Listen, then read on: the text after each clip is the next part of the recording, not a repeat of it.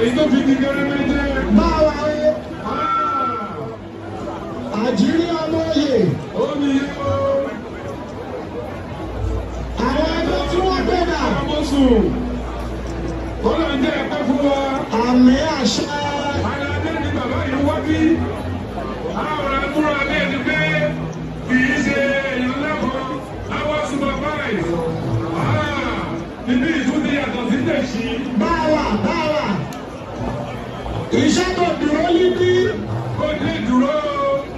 Iṣẹ́ yẹn. Àwọn ẹgbẹ́ tí wọ́n pè.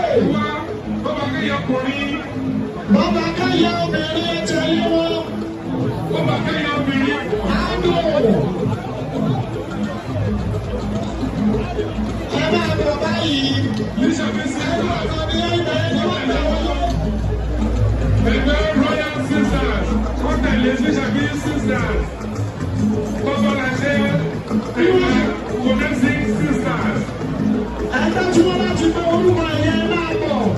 Ẹgbẹ́ sẹ́nu ọ̀nà tí wọ́n gbà wọlé. Wọ́n ní akáàdì ọ̀dà ní pápá àtọ́ká máa ṣe máa. Bákan láti wá jẹ̀bi, ó máa wà gánà. Báwa.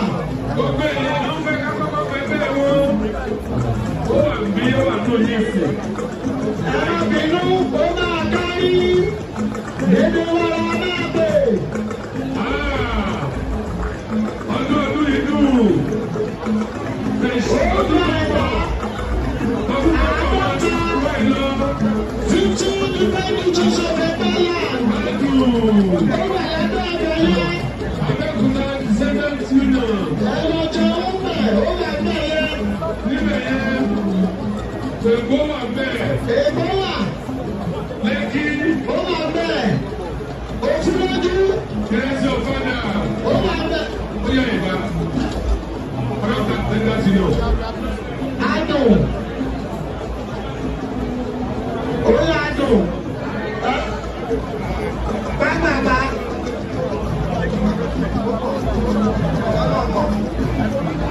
Ministry of Culture. Adùn, Akíwọ̀ kábọ̀. ayọ̀, àwọn tàbí àwọn ọmọ ẹgbẹ́ Abẹ́òkúta Central Studio Nigeria.